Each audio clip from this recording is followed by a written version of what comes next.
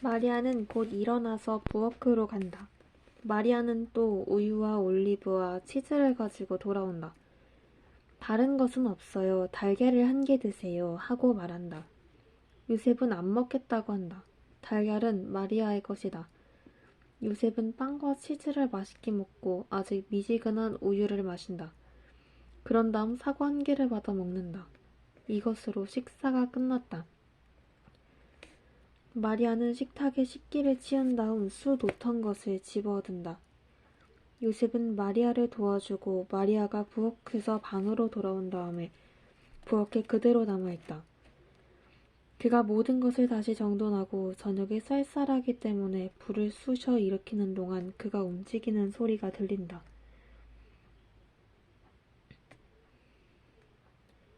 요셉이 돌아오자 마리아가 고맙다는 인사를 한다. 그들은 서로 이야기를 주고받는다. 마리아의 일과 꽃에 대하여 관심을 보인다. 백부장이 그에게 약속한 매우 아름다운 꽃들을 가져오겠다고 약속한다. 그것은 우리네에게는 없는 꽃들이요. 백부장이 로마에서 가져온 것이요. 그 꽃모종을 주겠다고 약속했소. 지금은 계절이 알맞으니 그것을 당신에게 심어주겠소. 그 꽃들은 빛깔이 아름답고 냄새가 대단히 기분 좋아요. 지난 여름에 그 꽃들을 보았소. 여름에 피는 꽃이거든요. 그 꽃들이 당신 집에 온통 향기를 가득 채워놓을 거요. 나는 그 꽃나무들을 심고 젖붙일 수 있을 거요. 계절이 알맞아요. 지금이 좋은 시기요. 마리아는 미소를 지으며 고맙다는 인사를 한다. 침묵이 흐른다. 요셉은 수놓는 헝겊 위로 숙인 마리아의 금발을 바라본다. 천사와 같은 사랑이 깃든 눈길이다. 분명히 어떤 천사가 남편의 사랑으로 아내를 바라본다면 이렇게 바라볼 것이다. 마리아는 어떤 결정을 취하는 것처럼 수 놓던 것을 가슴에 안고 말한다. 요셉, 저요, 당신께 말할 게 있어요. 저는 무슨 말을 할 것이 있은 때가 없어요. 당신도 아시다시피 저는 운든 생활을 하고 있으니까요. 그렇지만 오늘은 소식이 한 가지 있어요. 드카리아의 아내인 우리 친척 엘리사벳이 아기를 가졌다는 말을 들었어요. 요셉은 눈을 크게 뜨고 말한다. 그 나이에? 그 나이에요. 하고 마리아는 미소 지으면서 대답한다. 주님은 무엇이든지 하실 수 있어요. 그래서 우리 친척에게 이 기쁨을 주고자 하셨어요. 그걸 어떻게 하오? 그 소식이 확실하오? 심부름꾼이 왔어요. 속일 줄을 모르는 사람이에요. 엘리사벳의 집에 가서 도와주고 또 내가 엘리사벳과 같이 기뻐한다는 말을 하고 싶어요. 당신이 허락하시면. 마리아, 당신은 내 아내이고 나는 당신의 종이요. 당신이 하는 것은 무엇이든지 잘하는 것이요. 언제 떠나고 싶소? 할 수 있는 대로 일찍이요. 그렇지만 저는 거기서 여러 달을 머무르겠어요. 그러면 나는 당신 돌아오기를 손꼽아가며 기다릴 거요. 안심하고 떠나요. 내가 당신 집과 정원을 잊지 않겠소. 당신의 꽃들을 당신이 돌본 것과 마찬가지로 아름다운 것을 보게 될 거요. 다만 좀 기다려요. 나는 과월절 전에 내일이 필요한 몇 가지 물건을 사러 예루살렘에 가야 하오. 당신이 며칠 기다리면 거기까지 당신과 같이 가겠소. 빨리 돌아와야 하니까 더 멀리는 못 가오. 하지만 거기까지는 우리가 같이 갈 수 있어요. 나는 당신이 혼자서 길을 가지 않는다는 것을 알면 더 안심이 되어 돌아올 때 당신이 통지를 해주면 마중을 나가겠소. 요셉, 당신은 정말 착하셔요. 주님께서 그 가품으로 당신께 축복해 주시고 당신에게서 고통을 멀리 해주시기를 바랍니다. 순결한 두 부부는 서로 천사들처럼 미소를 보낸다. 얼마 동안 침묵이 흐른다. 그런 다음 요셉이 일어나서 겉옷을 다시 입고 두건을 머리 위로 올린다. 요셉은 같이 일어난 마리아에게 인사를 하고 나간다.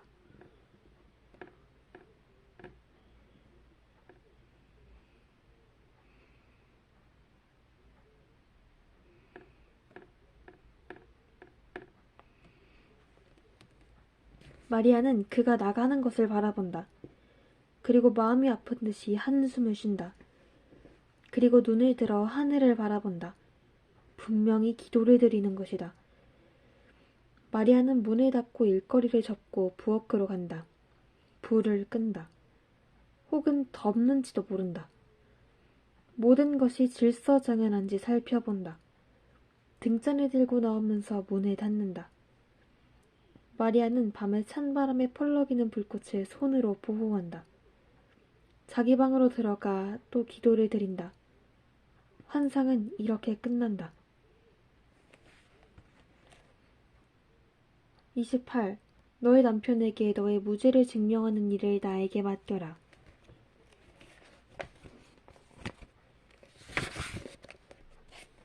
성모 마리아께서 이렇게 말씀하신다.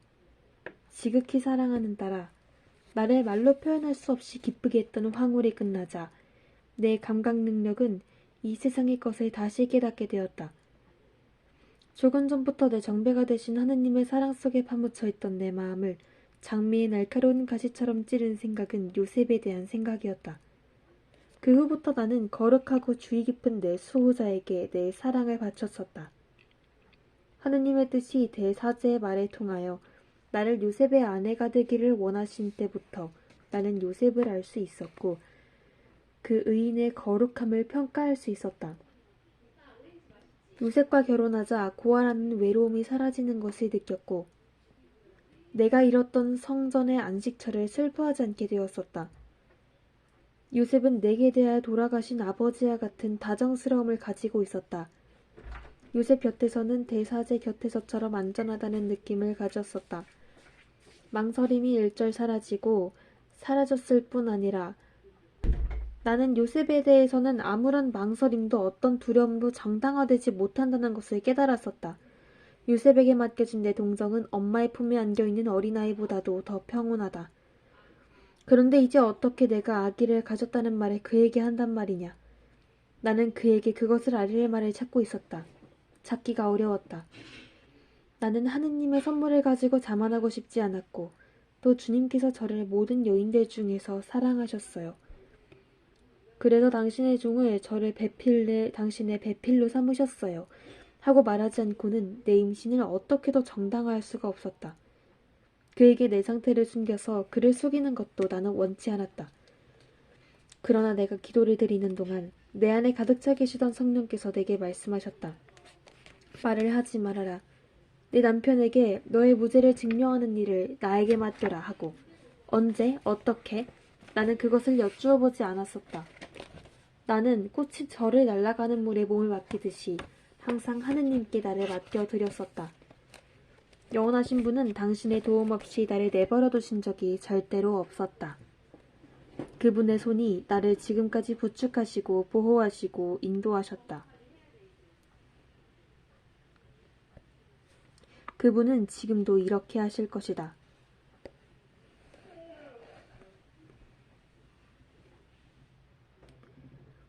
내 딸아, 우리의 영원하신 분, 착하신 하느님에 대한 믿음이 얼마나 아름답고 용기를 돋구어주는 것이냐. 그분은 우리를 요람과 같은 당신 품에 안으시고 배처럼 우리를 빛나는 선의 폭으로 데려다 주시며 우리 마음을 다시 복돋아 주시고 우리를 위로하시고 길러주신다. 그분은 우리에게 안식과 기쁨을 주시며 우리에게 빛을 주시고 우리를 인도하신다. 하느님께 대한 신뢰가 전부이고 하느님께서는 당신을 신뢰하는 사람에게 모든 것을 주신다. 즉 당신 자신을 주시는 것이다. 그날 저녁 나는 피조물로서의 내 신뢰를 완전에까지 끌어올렸다. 이제는 하느님께서 내 안에 계셨기 때문에 그렇게 할 수가 있었다. 나는 처음에는 나라는 보잘것없는 피조물, 즉 내가 티없는 사람이 되었어야 할 만큼 그렇게도 지극한 사랑을 받는 사람이었다 하더라도 여전히 아무것도 아닌 것에 신뢰를 가졌었다. 그러나 이제는 하느님께서 내 정배, 내 아들이 내 안에 계시기 때문에 숭고한 신뢰를 가지고 있었다. 오 기뻐라. 하느님과 하나가 되다니. 내 영광을 위해서가 아니라 완전한 일치로 그분을 사랑하기 위하여 그분께 제 안에 계신 당신, 당신만이 제가 하는 모든 것을 당신의 하느님으로서의 완전으로 행하십니다 하고 말씀드리기 위해서였다. 만일 하느님께서 말하지 말아라 하고 말씀하지 않으셨더라면 나는 아마 얼굴을 땅에 파묻고 성령께서 제 안에 들어오셔서 저는 하느님의 씨를 가졌어요 하고 요셉에게 말했을 것이고, 요셉은 나를 존경하고 있었고 또 절대로 거짓말을 하지 않는 모든 사람이 그러는 것처럼 그는 다른 사람들이 거짓말을 한다고 믿을 수가 없었기 때문에 내가 하는 말도 믿었을 것이다.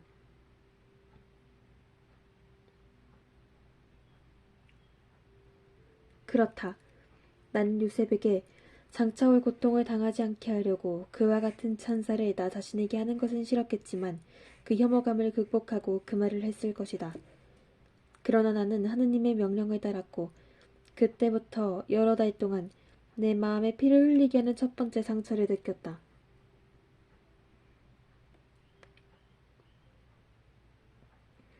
공동 구속자로서의 내 운명의 첫 번째 고통을. 나는 이와 비슷한 고통의 순간에, 즉 너희를 사랑하는 사람으로 하여금 너희를 불리한 견지에서 보게 하는 어떤 사건이 일어났을 경우에 말을 하지 않아야 될 때에 너희들이 해야 할 행동 법칙을 너희에게 주기 위하여 그 고통을 바치고 참아 견디었다.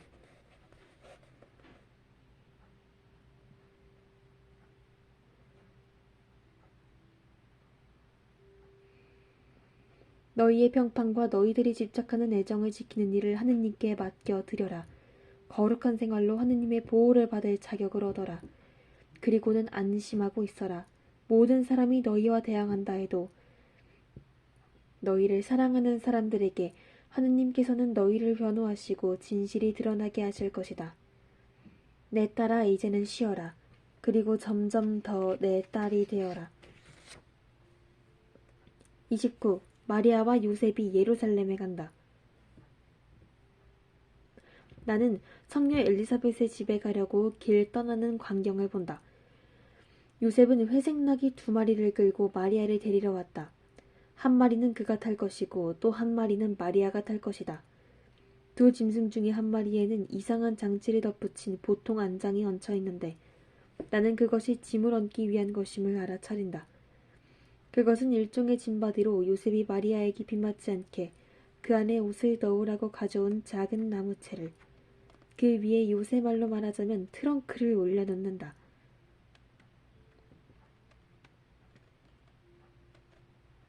나는 마리아가 요셉에게 그의 용이 주도한 선물에 대하여 감사하다는 것을 깨닫는다.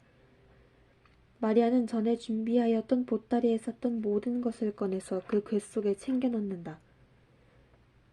그들은 집의 대문을 잠그고 길을 떠난다. 여명이 겨우 동쪽을 붉게 물들이는 것으로 보아 새벽이다. 나자렛은 아직 자고 있다. 아침 일찍 길을 떠나는 두 길소는 서로 쐐기처럼 들어박혀서 매매하고 울며 종종 걸음을 치는 양들을 앞세우고 가는 목동 한 사람을 만날 뿐이다. 어린 양들도 오는데 그 날카로운 작은 목소리로 다른 놈들보다 더 매하고 온다. 어린 양들은 아직 어미젖을 찾으려고 한다. 그러나 어미들은 풀밭을 향하여 걸음을 재촉하면서 더 큰 울음소리로 어린 양들에게 재차 걸으라고 재촉한다. 마리아는 내려다보고 양떼가 지나가도록 하기 위해서 멈추어 선 다음 미소를 짓고 안장에서 몸을 숙여 자기가 탄 나귀를 스치며 지나가는 온순한 짐승들을 쓰다듬어준다.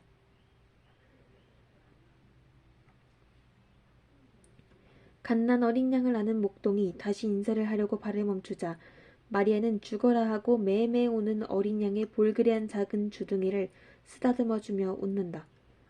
마리아는 말한다. 어미를 찾는군요. 엄마가 저기 온다. 엄마는 너를 버리지 않는다 요거사. 과연 어미 양은 목동에게 몸을 비비며 몸을 일으켜 제 새끼의 주둥이를 핥아준다. 양떼는 나뭇잎에 비떨어지는 소리를 내고 서두르는 그놈들의 모든 굽으로 일으키는 먼지와 길에 흙에 수놓은 것과 같은 수많은 발자국을 뒤에 남기면서 지나간다.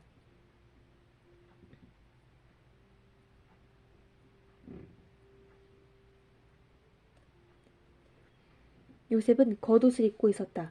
마리아는 아침이 매우 싸늘하기 때문에 줄무늬가 있는 쇼얼로 몸을 감싸고 있다. 그들은 이제 들판에 들어서서 나란히 나아간다. 말을 별로 하지 않는다. 요셉은 그의 일을 생각하고 마리아는 그의 생각에 주의를 기울이며 그의 생각에 잠겨 있기 때문에 그 생각이 미소를 보내고 주위에 있는 물건들을 보고 미소 짓는다. 어쩌다가 요셉을 쳐다보고는 얼굴에 약간 슬픈 빛이 감돈다.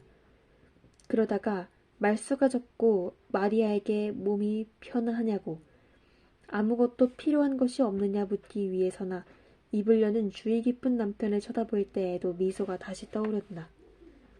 이제는 행길에 다른 사람들도 지나다닌다. 특히 어떤 마을 근처나 교차점에서는 더 그렇다. 그러나 두 사람은 만나는 사람들에게는 관심이 없다.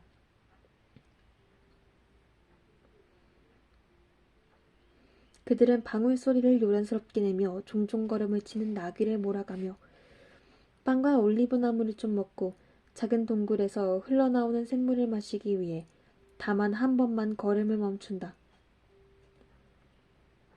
그들은 시커먼 구름에서 쏟아지는 심한 소나기를 피하기 위해 두 번째로 걸음을 멈춰야 한다. 그들은 바위가 툭 튀어나와서 큰 비는 맞지 않게 보호해주는 야산의 비 피할 곳으로 들어갔다. 그러나 요셉은 물이 적시지 않고 흘러내리는 물이 스미지 않은 양모로 짠 그의 겉옷을 마리아에게 기필코 입게 하려고 한다. 마리아는 남편의 간절한 강요에 양보할 수밖에 없다. 요셉은 자기의 처지에 대하여 마리아를 안심시키려고 안장에 있던 회색 담요를 머리와 어깨에 씌운다. 그 담요는 아마 나귀를 덮어주는 담요인 것 같다. 이제 마리아는 얼굴을 둘러싼 두건을 쓰고 몸 전체를 덮는 목 언저리에서 잠겨진 밤색 겉옷을 입고 있어 꼭 어린 수사와 같다. 소나기는 그쳤지만 그 대신 기차는 가는 비가 온다.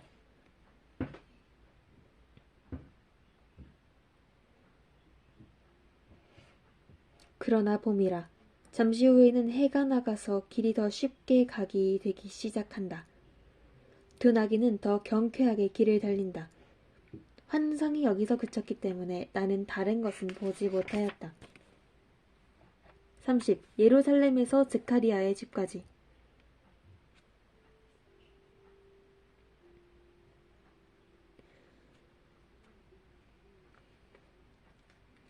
여기는 예루살렘이다.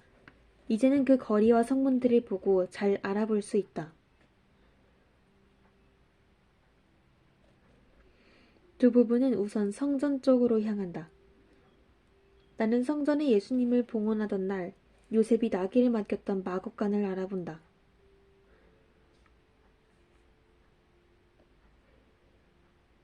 오늘도 나는 두 나귀를 손질한 다음 그곳에 맡기고 마리아와 함께 주께 예배하러 간다.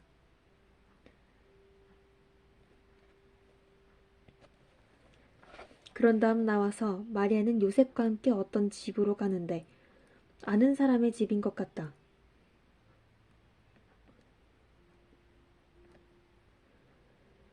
그들은 그 집에서 식사를 한다. 그리고 마리아는 요셉이 한 작은 노인과 같이 돌아올 때까지 쉰다.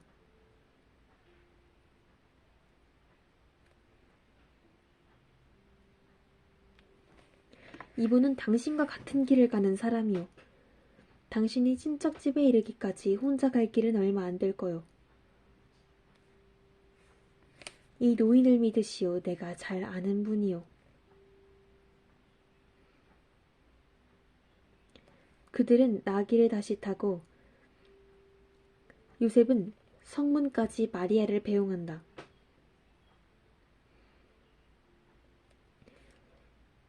노인은 요셉이 말수가 적었던 것과는 반대로 말을 많이 하고 별별 일에 다 관심을 보이는데 마리아는 참을성 있게 대답한다. 지금은 안장 앞쪽에 요셉의 나귀가 실었던 작은 괴가 놓여 있고 마리아는 겉옷도 입지 않았다.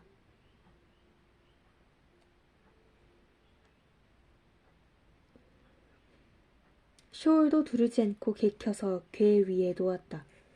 마리아는 파란 옷을 입고 햇빛을 가려주는 흰 베일을 쓰고 있는데 아주 아름답다.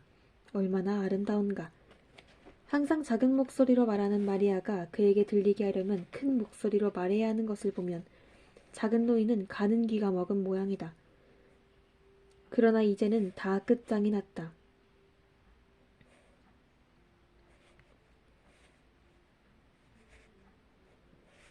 그러나 이제는 그의 질문과 소식의 보고도 동이 나서 이제 노인은 길을 잘 아는 짐승이 인도하도록 맡겨두고 안장위에서 꾸벅꾸벅 졸고 있다.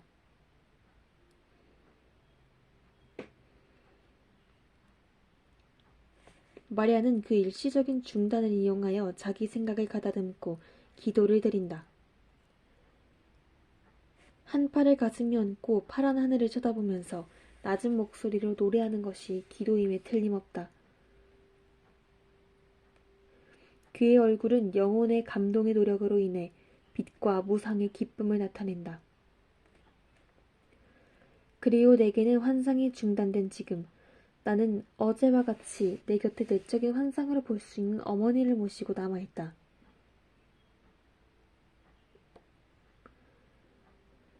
약간 포동포동하지만 기분 좋게 부드러운 엷은 분홍빛 뺨, 선명한 붉은색의 작은 입, 짙은 금빛 속눈썹 밑에 있는 다정스럽게 빛나는 파란 눈.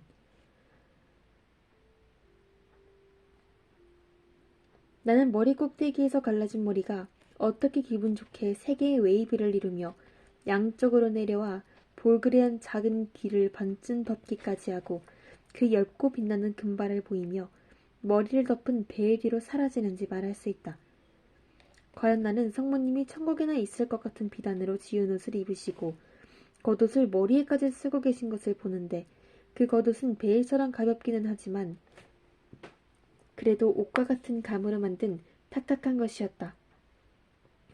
나는 옷이 목에서는 끈이 미끄러져 움직이는 홈으로 쥐어지는데 그 끈의 두 끝은 목이 시작되는 곳 앞쪽에서 고리로 끝나 있다는 것을 말할 수 있고 어떻게 옷이 허리에 더 굵은 끈으로 졸라매져 있으며 그 끈은 역시 흰 비단으로 만든 것으로 술 2개가 달려 있으며 옆구리를 따라 내려뜨려져 있다고 말할 수 있다. 나는 목과 허리에 졸라매진 옷의 가슴 부위에는 부드럽게 둥글게 한 주름 7개가 있는데 이것이 그분의 지극히 정숙한 옷의 유일한 장식이라는 말까지도 할 수 있다.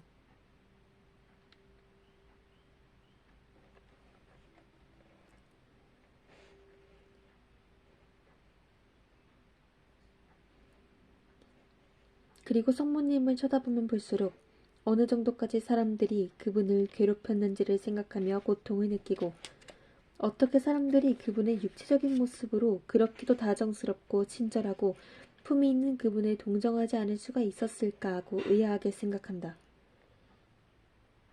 나는 그분을 쳐다보며 그분을 향하여 지르는 골고타의 아우성. 그분이 사형 선고를 받은 사람의 어머니이기 때문에 그분을 향하여 내뱉는 모든 조롱과 야요, 모든 저주를 듣는다.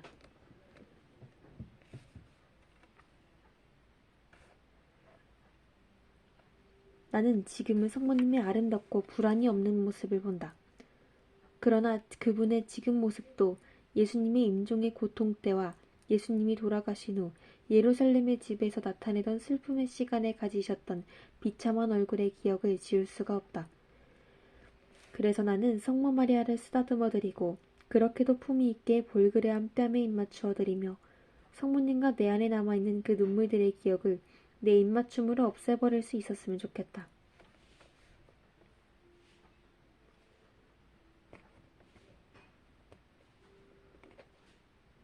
나는 성모 마리아를 아주 가까이에 모시는 것이 내게 얼마나 큰 평화를 주는지 믿을 수가 없다.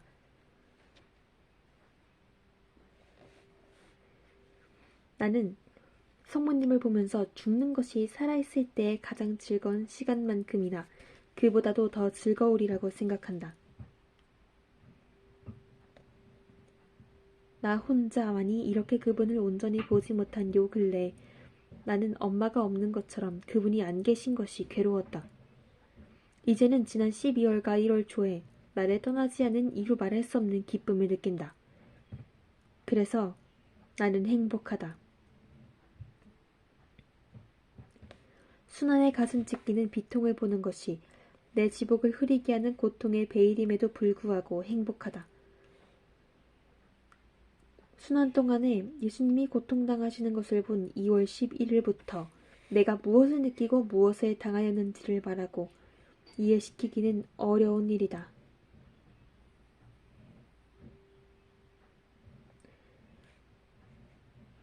그것을 보고서 나는 근본적으로 변하였다.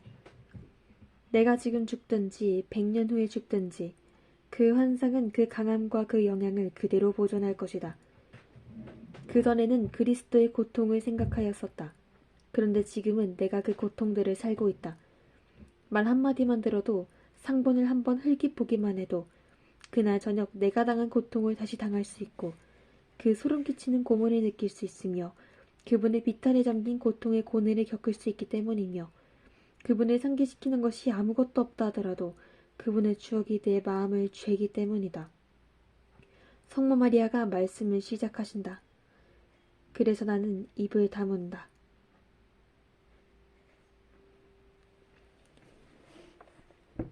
(30일) 절대로 기도의 보호를 버리지 말아라. 성모 마리아가 이렇게 말씀하신다. 가엾은 내 딸아. 너가 매우 피로해 있기 때문에 길게 말하지 않겠다. 다만 항상 기도를 제일 중요시하던 요셉과 나의 끊임없는 습관에 너와 독자들의 주의를 끌 뿐이다. 무미건조함, 서두름, 근심, 일 따위도 기도를 방해하지 못하는 것들이었고 오히려 기도를 도왔다. 기도는 항상 우리 일의 여왕이었고 우리의 위안이요 우리의 빛이요 우리의 바람이었다.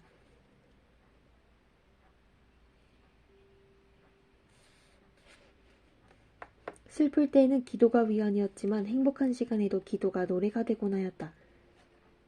그러나 기도는 우리 영혼에 충실한 벗이었다. 기도는 우리를 땅에서 귀양살이하는 곳에서 떼어놓아주고 우리를 천국의 높은 곳, 고향 쪽으로 향하게 하는 것이었다.